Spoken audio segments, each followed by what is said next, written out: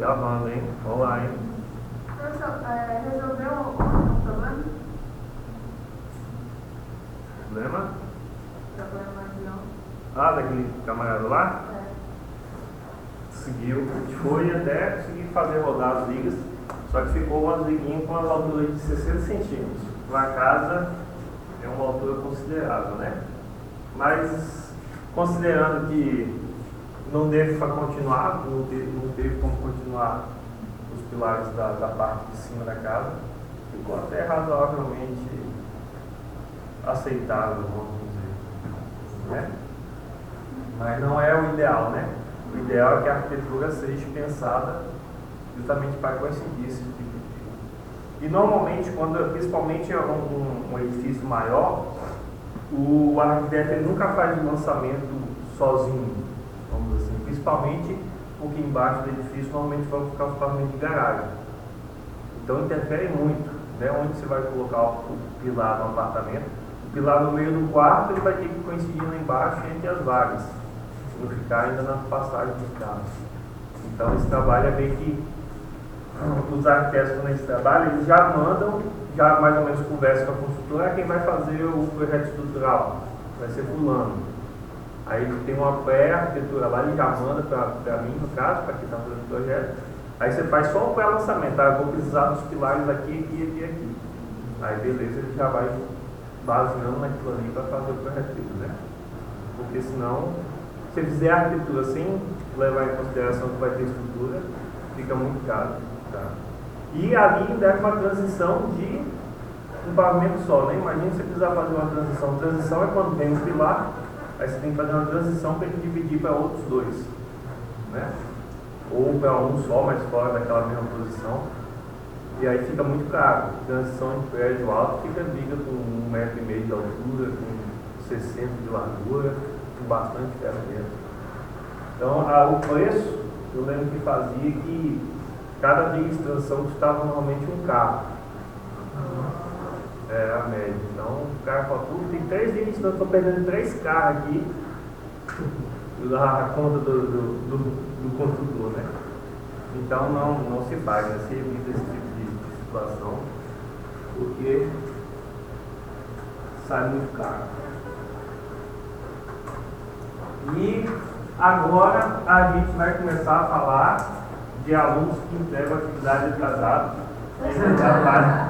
Ainda trabalham uma aula. E a quantidade de pontos, certo? É, exatamente. Já tinha menos um aqui, né? Hoje o aluno favorito dessa sou eu. Aí já vai perder mais um, pelo menos. Menos outro ponto. Se tá favorito, Tá. E hoje a gente vai falar sobre começar já a teoria do dimensionamento das estruturas de concreto. Hoje a gente vai falar sobre estádios, né? Vamos falar sobre Mineirão, Maracanã, né? Não exatamente sobre isso, é estádio mesmo, mas não é estádio de construção, são estádios de ruptura do concreto, estádios de deformação, vão envolver um pouco. O cálculo da armadura, hoje nem precisa de luz no caixão. Se desligar, tudo já fica claro.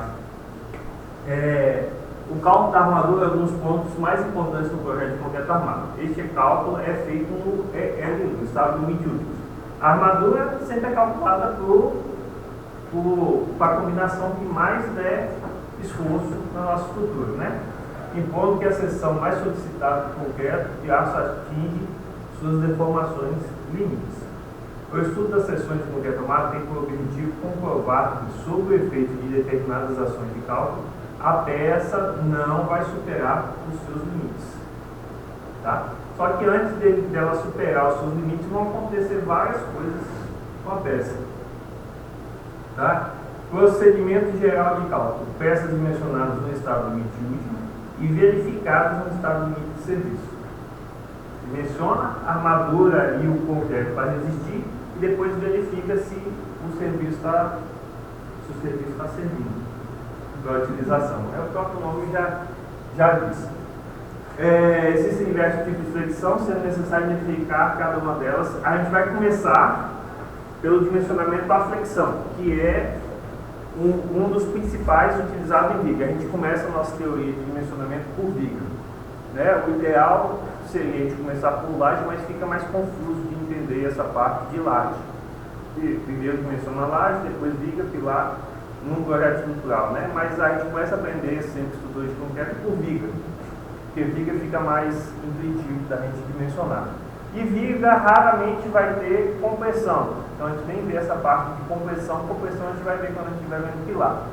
Viga vai ser flexão, principalmente, e o cisalhamento, certo? E a flexão pode ser normal, seções simétricas. O momento fletor atua em um dos planos em simetria da seção, ou seja, momento em x diferente de zero e momento em y igual a zero. Ou seja, vai ter momento só nessa direção, na vertical, flexão normal. E flexão oblíqua é como se tivesse, vamos botar a viga mais deitada, né? Se a viga estivesse deitada e tivesse flexão na viga meio deitada. Então teria um momento na direção x e na direção y, em relação à seção da viga. Tá? A gente vai sempre pensar na seção transversal da viga, quando a gente estiver tratando dos nossos esforços. Né? Seção transversal da viga. Nós temos aqui, sei lá, uma viga de 20 por 40. E aí nessa seção, normal ou tração, normalmente a gente não tem viga. Normalmente a gente vai ter esse momento aqui, certo? Nessa direção. Então que vai gerar aqui um momento de compressão em cima, tração embaixo, ou tração embaixo, compressão em cima. E pode ser, ou a oblíqua seria se tivesse um momento nessa direção também.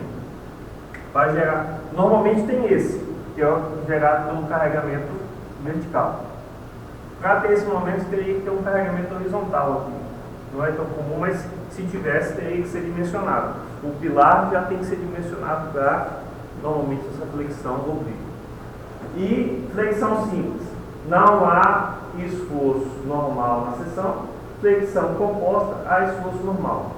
Ou seja, flexão normal só tem um momento mx. Flexão oblíqua aparece no momento mx. E flexão simples só tem momento.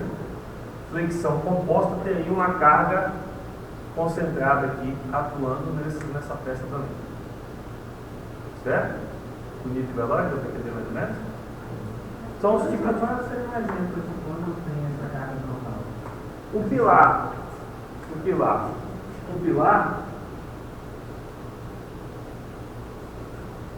Vamos imaginar assim.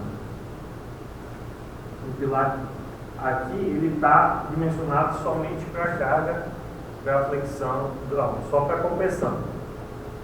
Mas imagine que em vez de eu botar essa carga aqui, eu boto essa carga aqui.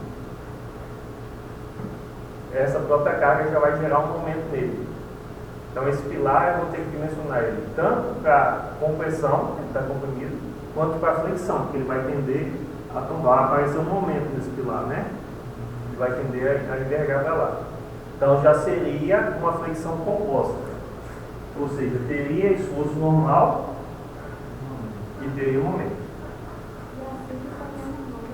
A simples só tem o normal. Não, a simples só tem flexão. Sem carga. A simples é uma viga bem apoiada com carregamento. Essa aqui é a flexão simples. Então vai ter um momento sem compressão, que é o básico. Quando a gente vai começar a nossa teoria, vai ser uma viga bem apoiada com a carga, ou a carga concentrada, ou a carga distribuída. Certo? Como seria essa direção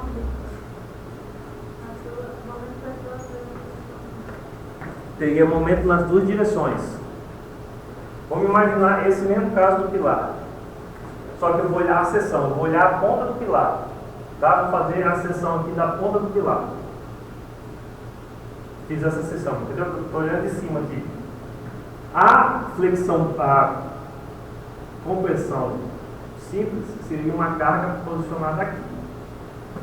Botei uma carga exatamente aqui no meio, ela só vai gerar compressão nesse pilar. Consegue enxergar isso? Foi, né? Se eu chego essa carga para cá, Foi o que eu fiz. Ela gerou um momento nesse sentido. Né? Só na direção X, vamos supor. E se eu chego essa carga para cá? Ela gerou um momento tanto para cá quanto para lá. Tanto para cá como entrando no quadro. Então gerou um momento nas duas direções. No caso da viga, seria tendo esse carregamento aqui. E se tivesse um carregamento nesse sentido do vento, vamos supor, batendo nessa viga. Né? Geria um carregamento horizontal. Aí teria tanto esse momento nessa direção, quanto teria um momento entrando no quadro. Vamos dizer, fica um negócio meio 3D, né? Meio difícil de desenhar, mas acho que deu para entender. É quando tem momento em duas direções, ao vivo. Vai ter momento em duas direções. Foi, mais ou menos? Beleza.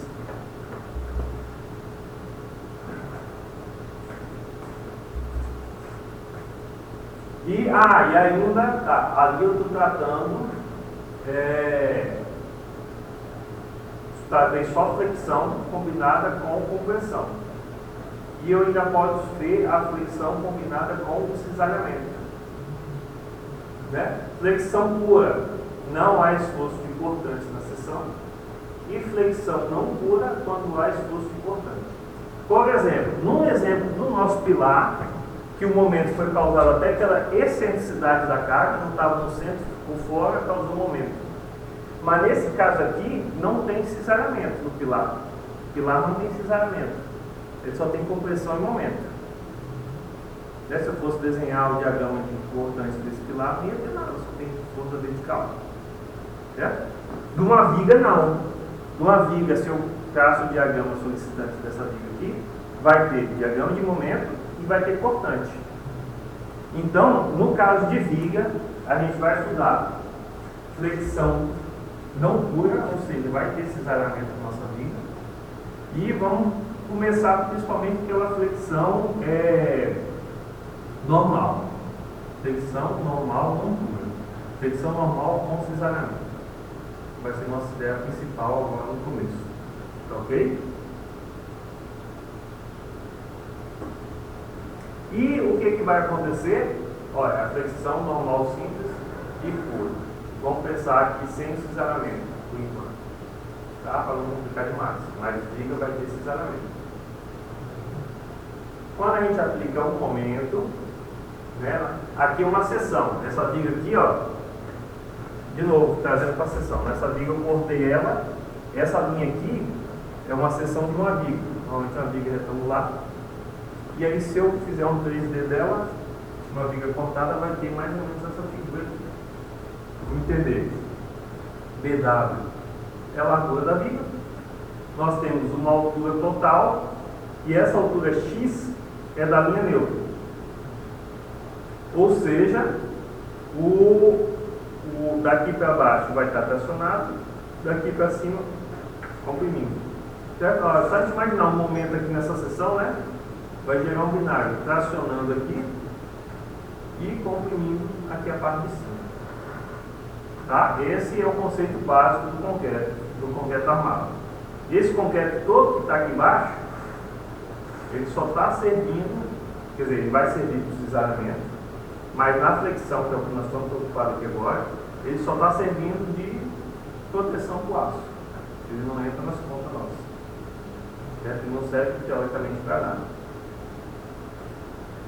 Flexão normal simples. Aqui é um tipo de ruptura com flexão. Edifício composto de elementos estruturais dimensionados de modo a suportar a solicitação aos quais são submetidos.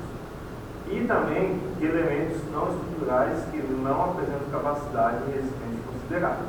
Elementos estruturais têm lajes, vigas e pilares. As lajes são definidas como elementos bidimensionais que apresentam espessura bem menor do que as outras dimensões. A laje, depois a gente vai ver, e ela vai ter uma coisinha que dificulta um pouquinho, mas existe métodos para isso. Vou olhar uma planta de uma laje, estou olhando ela de cima. Aqui eu estou olhando uma viga, né? Se eu desenhasse esse momento aqui nessa laje, é como se tivesse um momento nessa direção da laje. Certo? Só que porque tem apoio aqui e tem apoio aqui. Só que a laje também tem apoio aqui e apoio aqui. Então fica momento nas duas direções da laje. Ele é um elemento bidimensional. Tem duas dimensões que a gente vai armar. A viga não, é um elemento linear. A gente bota a armadura só de uma direção. Lá a gente já vai ter duas dimensões, mas lá para frente a gente vai ver isso. Tá? As lajes são responsáveis por transmitir a carga normal da edificação para as vigas e também para pilar e fundação. É o que nós já vimos. As vigas e pilares, já diferente de serem bidimensionais, são lineares. São como se a gente vai tratar como se fossem barras, né? Um pilar e uma viga. E as vigas dimensionadas para esforço de momentos vetores, rotantes, e torção, se eventualmente tiver torção na nossa viga. E os pilares são calculados para flexo-compressão, ou seja, compressão, flexão oblíqua. Ou compressão centrada se não tiver momento. Ok? Torção em viga, professor, existe isso na vida real? Torção em viga, se existe na vida real. Um exemplo de torção em viga que poderia acontecer. Aqui a gente imagina fácil uma flexão, um cisalhamento, e uma torção em viga seria um caso, por exemplo, de uma marquise pendurada numa viga. Vamos imaginar aqui, ó. Só que eu vou ter que tentar fazer um negócio em 3D.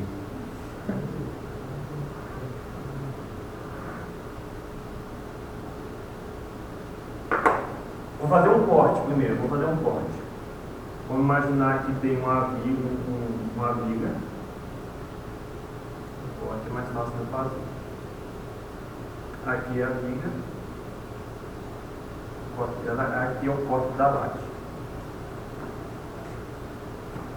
Imagine que essa viga continua aqui para dentro.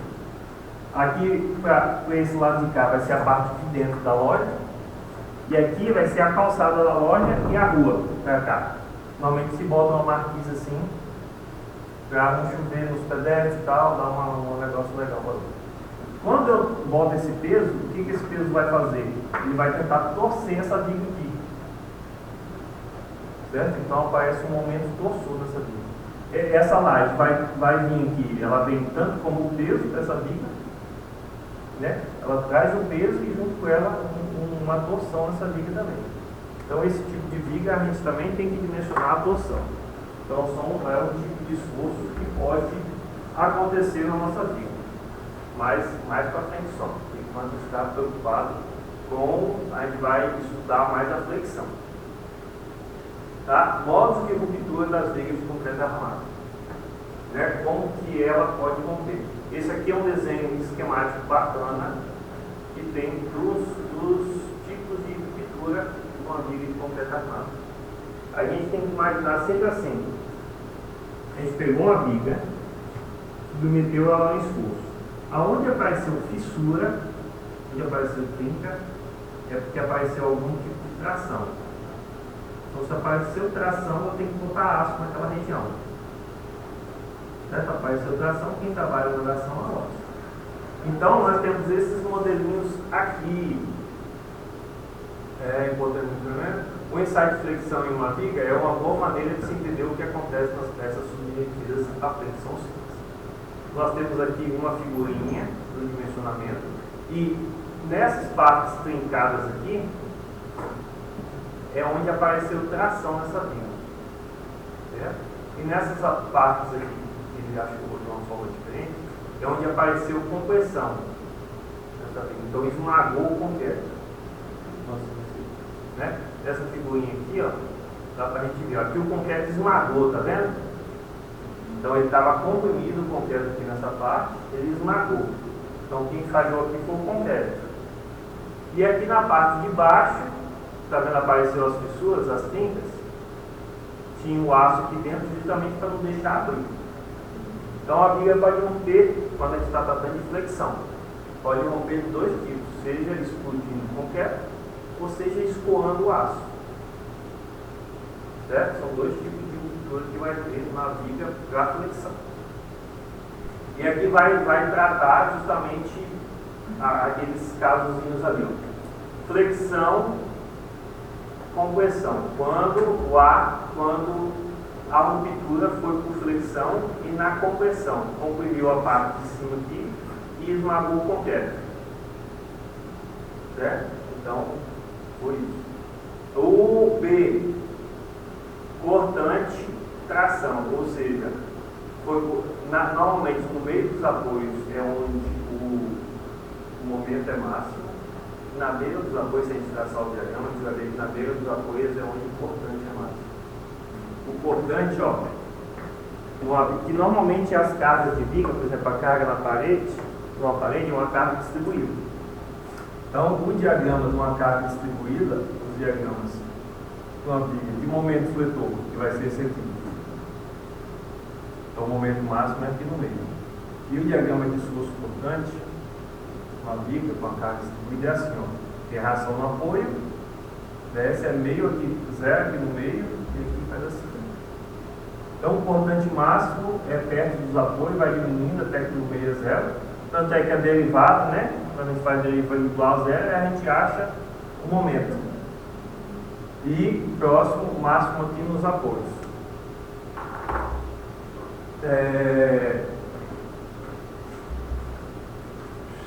Estava aqui no B, vamos para o C. Cortante na flexão. Aqui, a mistura de cortante com flexão vai dar uma ruptura nesse lugarzinho aqui. Comprimento na ligação aço-concreto, que é o D, né, na hora que a gente vai dar ancoragem do ferro no apoio, pode ser um tipo também. E cortante na compressão seria o E, aqui que é igual mais ou menos do B. E a ruptura aqui embaixo seria por conta da falta de aço. Se você botar pouco aço, vai romper aqui embaixo. Ok? Todas essas rupturas aqui sendo como frágil, né? Quando é por causa do concreto, as rupturas são frágeis, ou seja, rompe de uma vez. O objetivo do dimensionamento da verificação de isolamento, de acordo com a norma 6118, é garantir a segurança em relação aos Estados Unidos e serviço. Como um todo e em cada uma das suas partes. Os esforços resistentes desenvolvidos pela estação devem equilibrar os esforços solicitantes e cálculo, satisfazendo a expressão a seguir. Solicitante de cálculo tem que ser menor que resistente de cálculo. É o conceito básico. Isso para todo dimensionamento. De concreto, de aço, de madeira, certo? O que? O que estiver solicitando vezes os coeficientes de segurança tem que ser menor do que o que exige dividido pelos coeficientes de segurança. Então entra o coeficiente de segurança dos dois lados, né? E o solicitante tem que ser menor do que o resistente. Tá? Aí, beleza, pensando nesse solicitante menor do que o resistente, nós voltamos para aquela nossa figurinha inicial lá, certo? Que é a ideia do dimensionamento. E a gente vai ter o quê? Um braço vai ter um binário que a gente chama de momento. Esse momento vai gerar um binário, que é justamente a atração e a compressão na parte de cima. E onde a gente vai ter quem é RCC, é resultante de compressão do concreto, e quem é RST é a resultante de tração no aço. Momento MSD, momento externo solicitante, né, o momento que está sendo solicitado, e MRD é o momento que vai ser resistido por essas duas partes. Então, o momento que estiver sendo solicitado tem que ser o momento resistente que é gerado por essas duas partes. E Z é a distância entre as resultantes, né? Beleza. Então, a ideia é justamente essa, ó, o momento solicitante tem que ser maior, tem que ser menor do que o resistente. E qual é o resistente? Vai ser RCC vezes Z, que é igual a RST vezes Z. Né? Momento gerado, ó, por RSC vezes Z, né? É como se isso aqui estivesse girando nesse sentido. E a mesma coisa se esse estivesse girando nesse sentido. Então, é mais ou menos que o equilíbrio de momentos. A gente tem um binário. Esse binário vai gerar um momento naquele centro, que vai ser a distância entre as duas forças. É que a gente chama assim. Então, resumindo, eu já sei aqui que a resultante do concreto vezes a distância tem que ser igual à resultante do laço vezes a distância. Primeira informação que a gente já começa nessa dedução. A ruína de um elemento estrutural de fricção é de difícil caracterização, sendo dessa forma convencionada que ela ocorre em uma seção quando há ruptura do concreto à compressão ou da armadura à tração. Nós vamos dimensionar os dois, né? Vai primeiro verificar o concreto e depois dimensionar a quantidade de aço necessária para aquele momento futuro. Certo? O concreto, normalmente, ele já vem especificado. Você estipulou a viga. Estou falando bem, estou praticamente fazendo a aula longe da câmera. Agora que eu fui lembrar de novo. Mas o dimensionamento da viga funciona assim.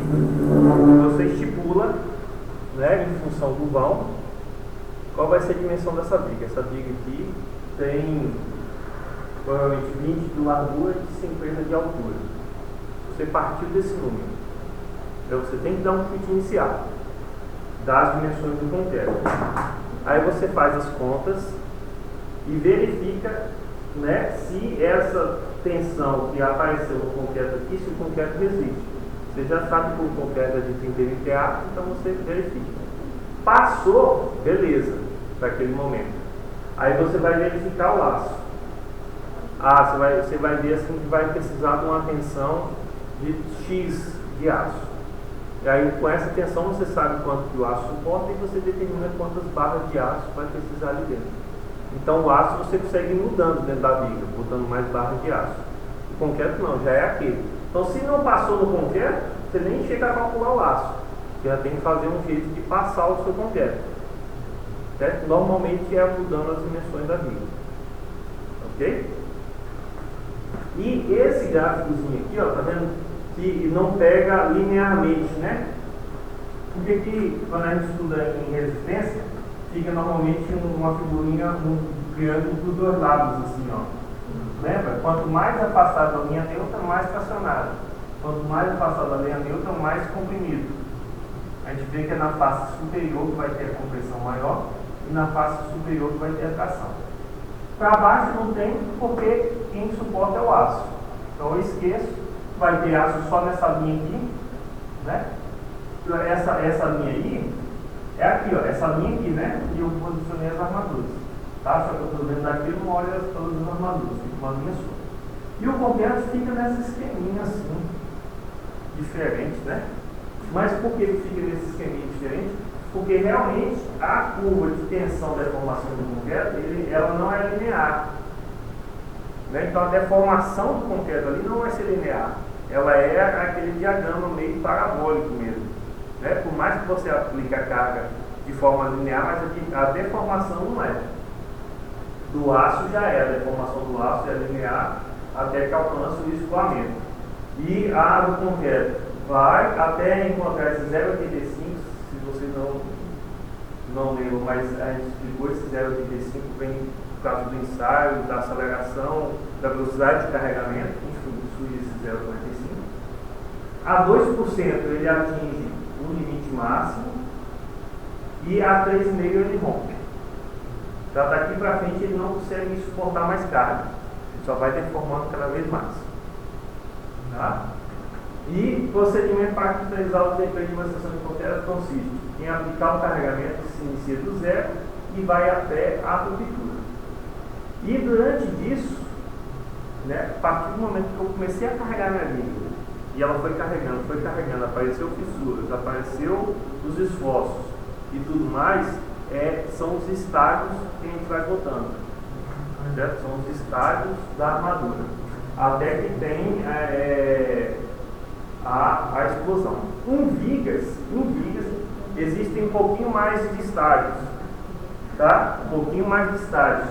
Mas em viga a gente trabalha com esses 3 estágios. Que é 1, 2, 3. E existe também o compressão, tudo comprimido e tudo tracionado. Em viga a gente não tem tudo comprimido e tudo tracionado. A gente vai ter esses 3.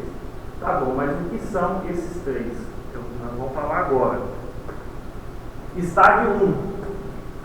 Estágio 1. Esta fase corresponde ao início do penso. Eu montei minha viga, está lá em cima, está sem carregamento nenhum, nem o peso próprio, tirei a gravidade, está sem carregamento nenhum.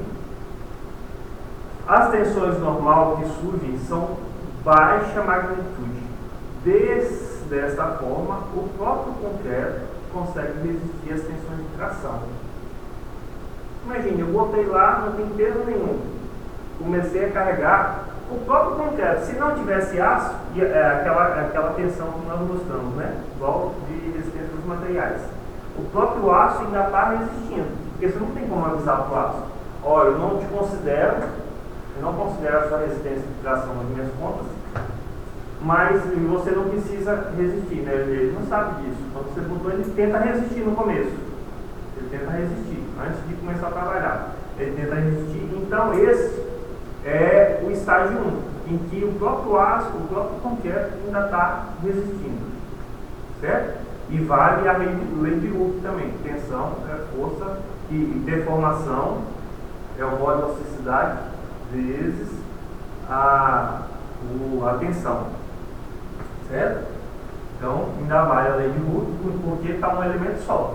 A lei de Hooke vale bem para isso. Levando-se em consideração a baixa resistência do concreto de construção, comparada à resistência à compressão, percebe que inviabilidade de um possível dimensionamento nesse estágio. Dificilmente a gente vai conseguir dimensionar no estágio 1, porque a tração do concreto é muito menor. Por exemplo, o que isso quer dizer? Essa viga aqui, a gente conseguiria fazer ela sem aço? Conseguiria, mas ela teria que ter uma altura, por exemplo, até aqui embaixo, provavelmente. Entendeu? Ela teria que ter uma altura muito grande para que o concreto resistisse à tração que vai aparecer aqui embaixo. Quanto maior essa altura aqui, menor a tração que vai ter, né? Então, normalmente não se dimensiona, não se consegue dimensionar no estágio 1. O que acontece? O estágio 1 é feito o cálculo de momento de fissuração.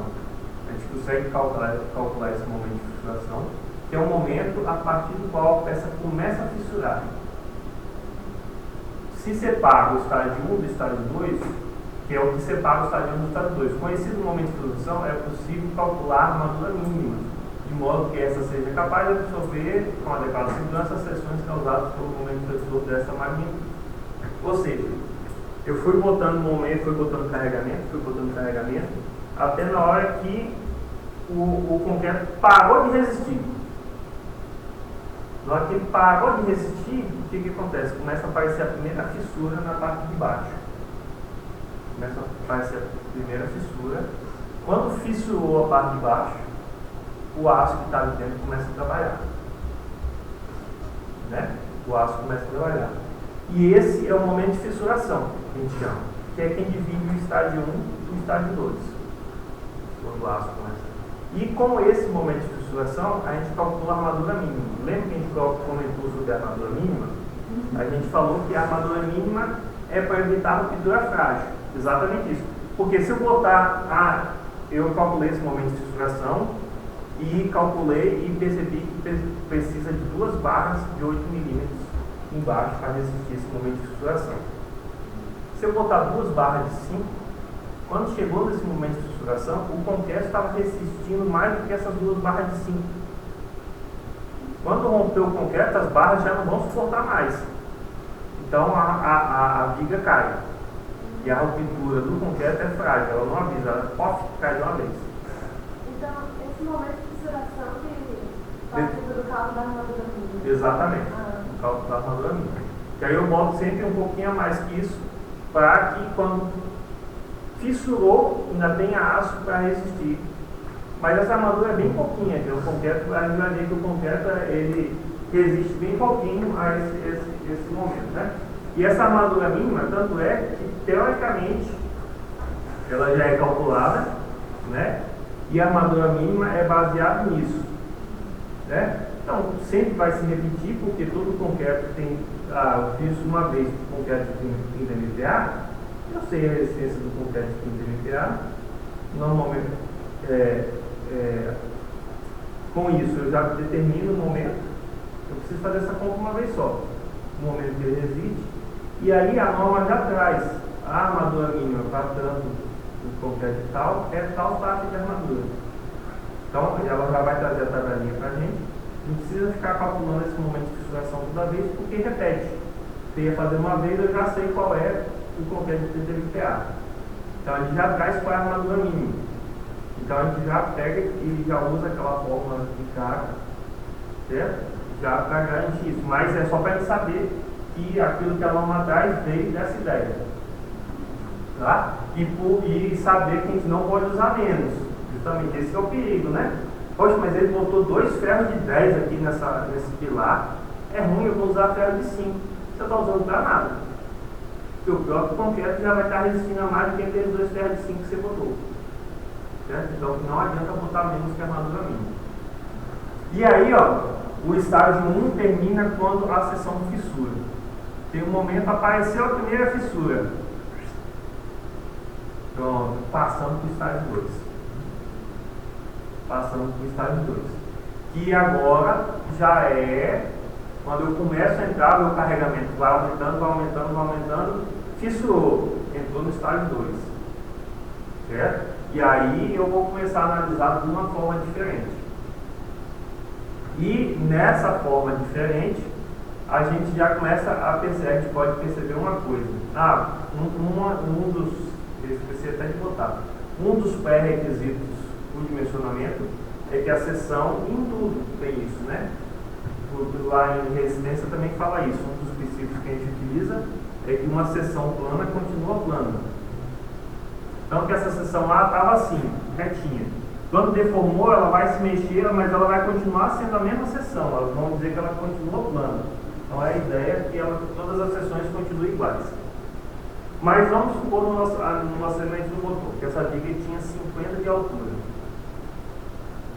Então a área de concreto seria 50 vezes a largura dela, 20.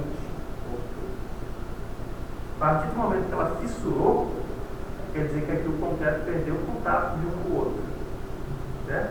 Então se eu fizesse um corte aqui, nessa seção, a seção de concreto que existe ainda já não seria mais de 50 de altura.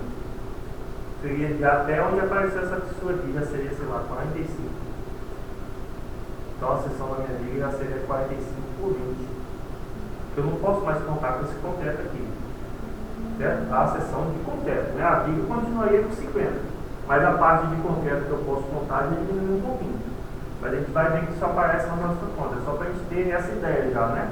Fissura ali, então já não conta com aquele concreto. Estágio 2. Neste nível de carregamento, o concreto não mais resiste à tração e a seção se encontra fissurada na região de tração. Onde tracionou, começa a aparecer as fissuras, né?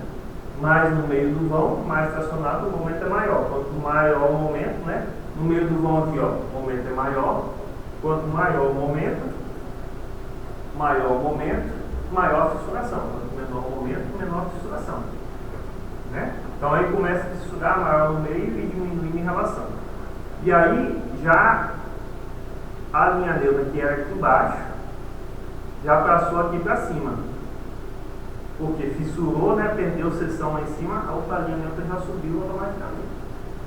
Né? Já veio aqui para cima e aí já aparecem uns outros itens aqui para a gente. A altura da viga e D, que é o que a gente chama de altura útil.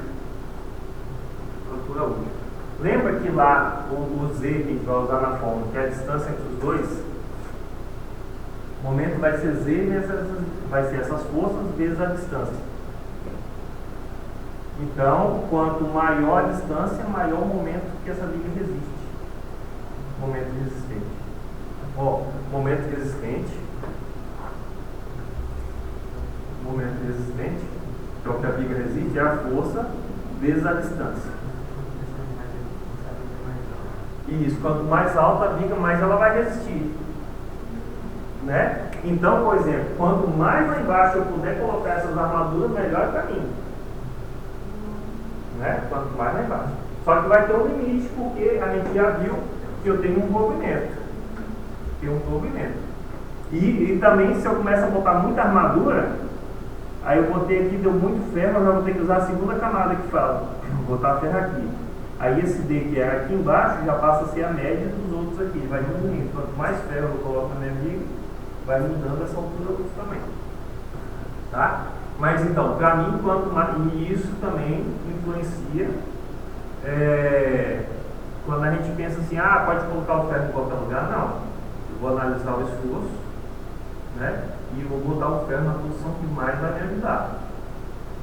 Certo? Isso vale para a viga, é fácil da gente entender, mas às vezes a gente vai dimensionar um elemento que não é viga, nem pilar, nem laje.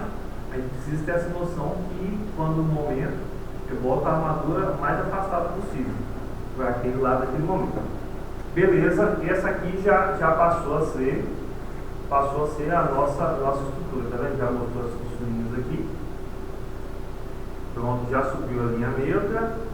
E eu começo as tensões, a deformação continua esse triangular, né? Que deforma, a deformação muda, mas a tensão no concreto sumiu, só ficou essa tensão no concreto aqui. Que não é bem assim. A composição do concreto pressionado deve ser desprezada, no entanto, a parte comprimida ainda se mantém um diagrama linear de tensões, permanecendo válida a lei de Hooke.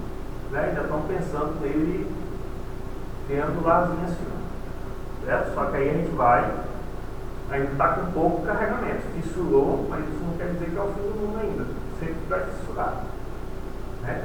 Basicamente o estágio 2 deve ser para a verificação de uma peça em serviço. Como exemplo, cita-se o estado limite de abertura de fissuras e o estado limite de deformações excessivas. A gente tem que ver a abertura de fissura, que a gente consegue calcular, a gente vai conseguir calcular quanto abriu isso aqui. E a gente vai limitar a 0,2. A gente vai ver. Porque a partir disso começa a entrar já os alcalinos aqui, como é que chama? O sal e os sais, não é sais não, mas os cloretos, e vai começar a agredir nossa armadura. Então a gente vai limitar essa abertura de fissura e vai limitar as deformações também. E com a evolução do carregamento, as fissuras e a linha neutra caminham no sentido da borda comprimida. A linha neutra vai só subindo quando eu vou aumentando o carregamento, porque está aumentando fissura, está diminuindo a seção, e a linha neutra vai só subindo. Borda comprimida, podendo atingir o escoamento ou não. Né? O estágio 2 termina com o início da plastificação do concreto comprimido. E quando o concreto já começa a não resistir mais, e ele entra ele está no estado elástico.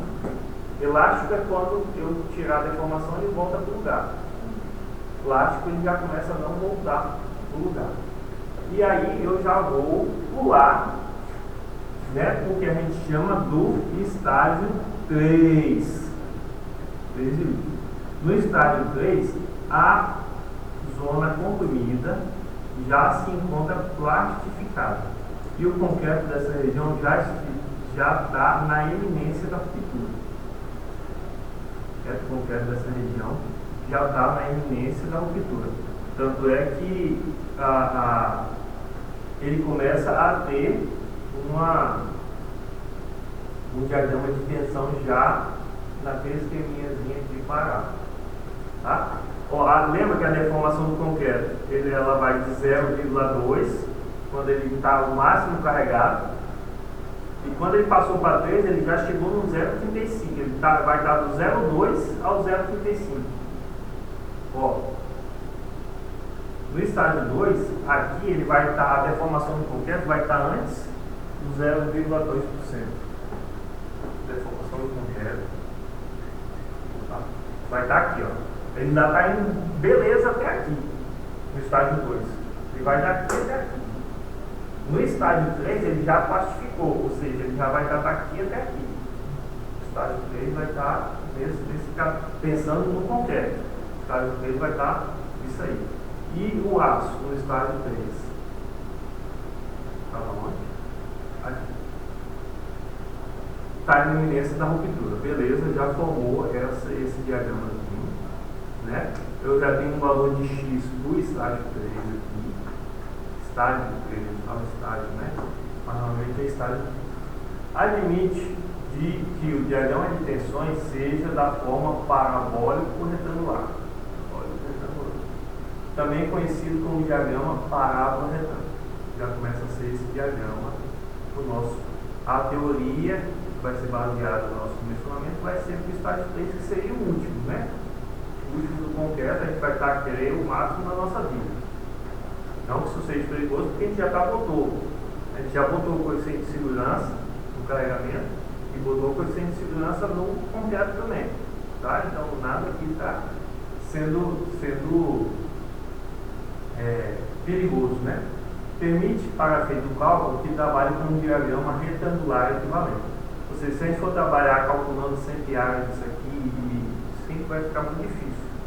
Então a norma permite que eu faça isso como se fosse um quadrado, um retângulo, na verdade, mas que a área vai ser equivalente aqui. Certo? A resultante de compressão e o balanço em relação à área neutra devem ser aproximadamente o mesmo para os dois diagramas.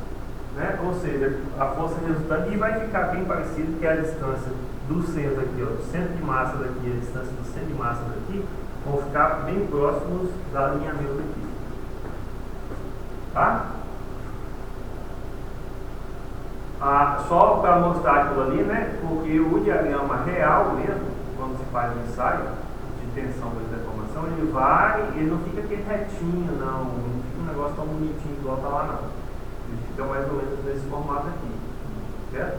E aquilo que nós estamos falando, aí a gente já adota ele assim, certo? E agora a gente vai adotar ele como se fosse assim, né?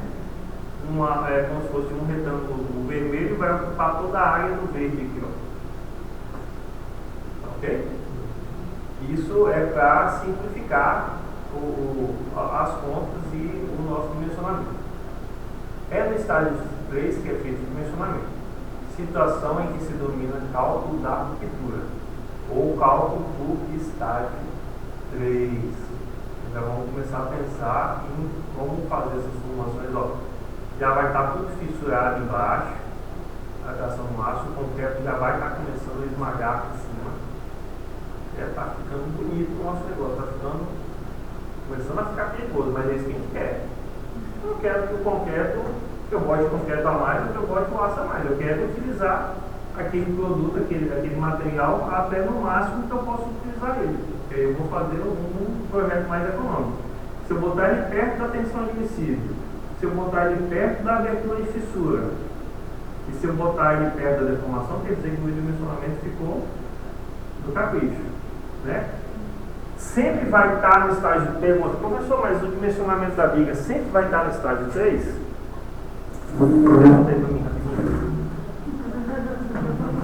Vai parecer que alguém perguntou, né? Senão o vídeo fica só eu falando. Eu pergunto para vocês, o dimensionamento sempre vai estar no estágio 3? Não. A viga... Não, porque senão não teria a armadura mínima. Isso, não teria uma pronto. Boa conclusão, ótima conclusão. Para que vai ter com a armadura mínima se eu sei que... Já vai estar no estágio 3. O que acontece? Que a viga nem sempre vai estar trabalhando no estágio 3. Você pode até dimensionar, mas seria um caso extremo que todo o carregamento vai estar lá, ainda vai ter uma sobrecarga de 40% a mais do que você estimou para ela chegar naquele caso. E outra situação é a seguinte, igual eu falei, essa viga aqui está a mesma altura dessa aqui, que está a mesma altura daquela ali, que está a mesma altura dessa aqui. Mas os momentos são diferentes nessas vigas. Certo? Normalmente a gente não muda tanto, a gente não vai fazer uma viga com 40, outra viga com 42, outra viga com 53, uma viga fica mais ou menos padronizado. Só que o momento não é o mesmo para todas essas vigas. Certo? Então pode ser, a ideia do dimensionamento foi feita com isso aqui, pensando nisso. Mas a sua viga, às vezes, na hora que você dimensionar, ela vai estar no estágio 2 ainda. No 1 não vai estar não, muito difícil. Mas vai estar ali no estágio 2 ou no estágio 3.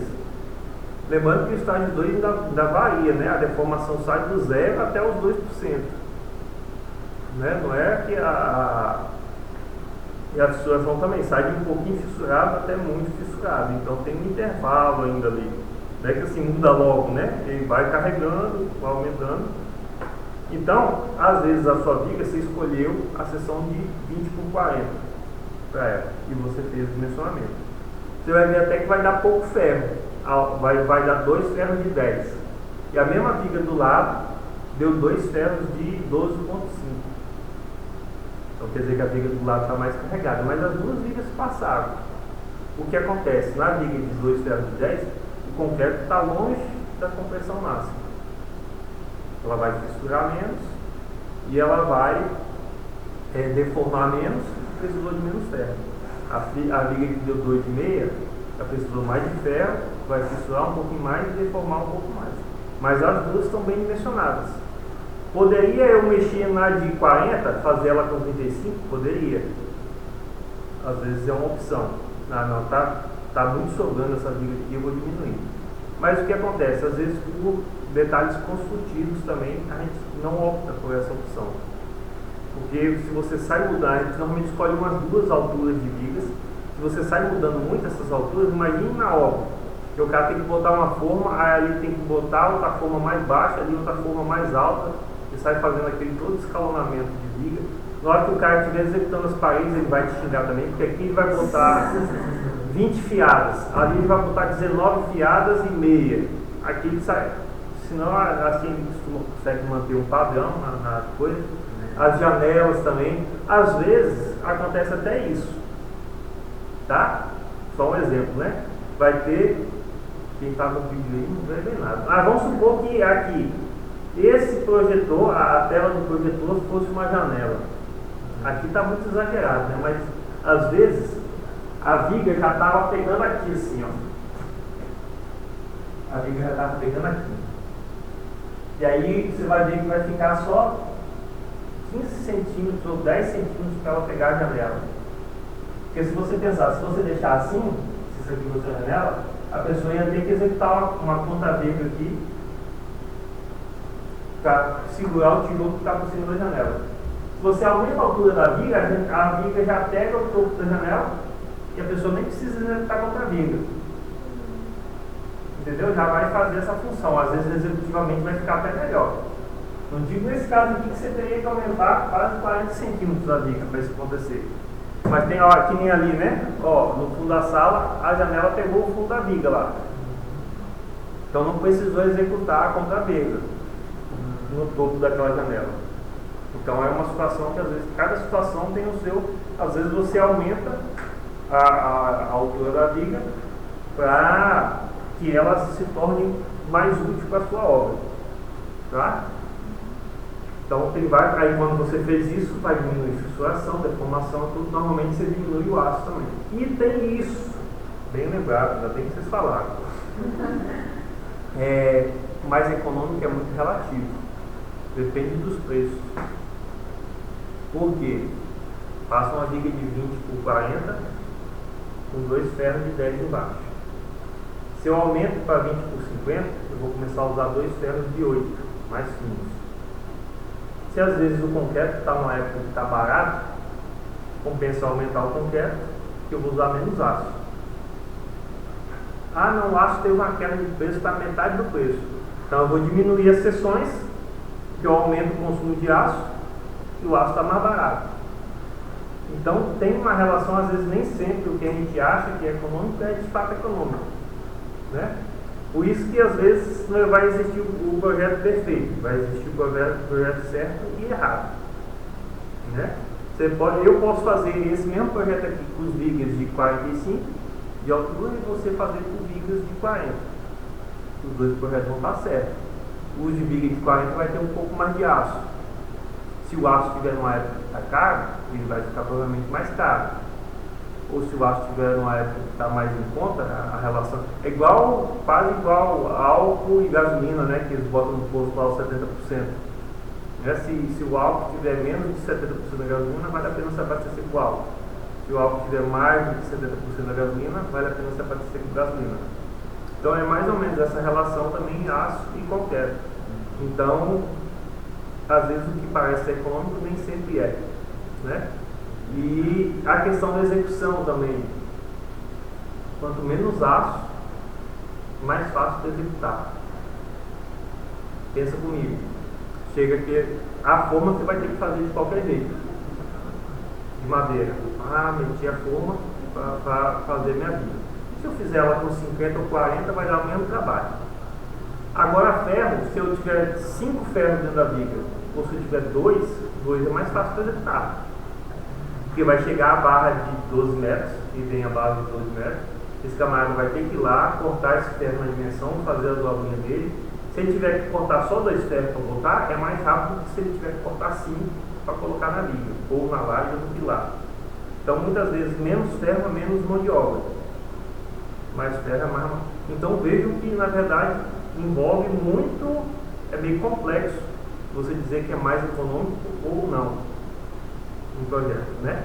A gente tenta fazer, a gente vai fazer o projeto certo, não botando concreto mais nem aço mais, fica um meio termo sempre ali, e de que seja aceitável, tanto de dimensionamento útil quanto de serviço. Tem que atender os dois e está certo o projeto, né? Mas aqui nós estamos, sei lá, em 15 pessoas, vai sair 15 projetos diferentes, não tem jeito. São 15 projetos diferentes. E se todo mundo aprender a disciplina direitinho, são 15 projetos certos. Né? São 15 projetos certos. Tirando o fato de que a pessoa possa errar ou roubar, que acontece também. Às vezes no carregamento, né? Ela faz de conta, a parede tem 3 metros de altura, eu vou jogar um peso de parede só de 2 metros aqui, porque eu sei que tem coisa de segurança. E aí vai dar menos ferro no meu projeto, eu ganho no meu concorrente. Porque na hora que o cara analisar os consumos lá, vai dar menor. Tem esse tipo de coisa também. Mas fora isso, vamos supor que todos nós somos honestos, como somos. A gente não faz esse tipo de coisa, a gente não cola em tropa, a gente não rouba nada, né? A gente não sai mais cedo do horário. Aí não, pô. Mas enfim, tá? Só para a gente entender e ter uma ideia de como são as paradas. E vamos nessa. E aqui tem uma análise teórica do ensaio de flexão. Né? Tem um programinha que eu até tentei achar, não consegui achar para mostrar, mas começa. Começou o carregamento, você vai aumentando o momento, né? E vai aumentando até que você chega na parte fissurada. Na hora que deu o momento de fissuração, ele dá uma mantida na deformação, na tensão, aí depois começa de novo. Nesse pontinho aqui, ó, no estágio 1, né? Estou no estágio 1, nesse ponto aqui o aço começou a trabalhar. Certo? E aqui o concreto já está chegando no máximo dele. Então a gente, quando chegou no estágio 3, a gente não consegue mais aumentar muito a carga, não. Chegou no estágio 3 é porque o negócio do concreto, lembra, já está plastificando o concreto, então ele já está no limite dele, você não vai conseguir trabalhar. Mas às vezes, trazendo para a prática, tem situações, do mesmo jeito que eu falei, tem situações que você precisa aumentar, tem situações que você precisa diminuir sua viga.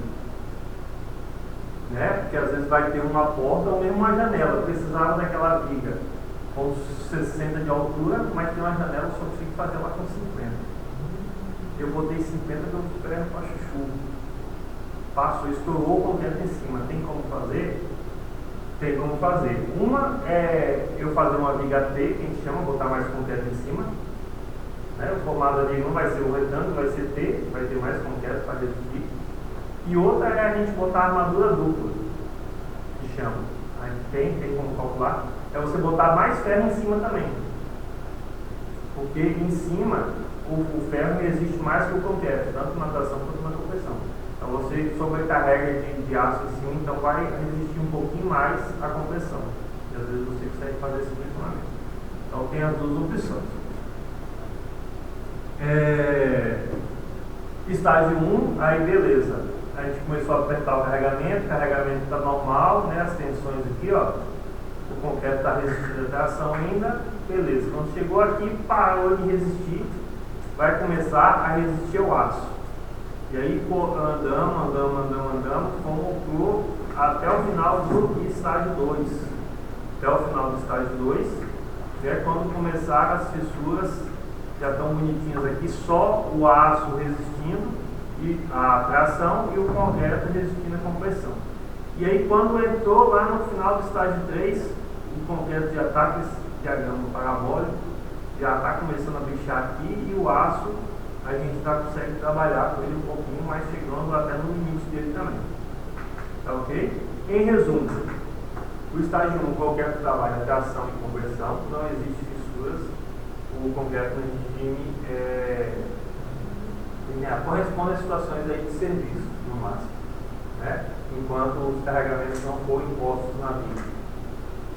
Estágio 2, o concreto fissurado, lá se trabalha a tração, concreto a compressão, como tem que ser, ainda no regime linear, tudo voltando ao normal, corresponde a situações de serviço, não chegando ao último ainda.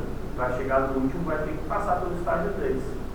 Porque vai ter que fissurar, vai ter que ou comprimir o aço ou tracionar o concreto,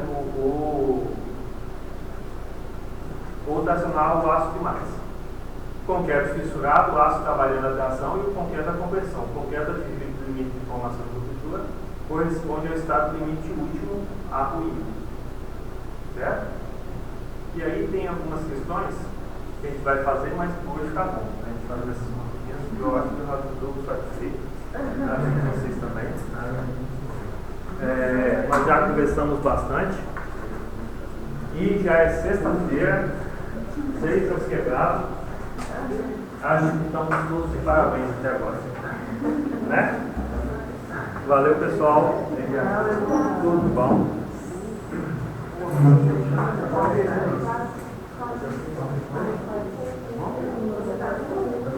Thank you.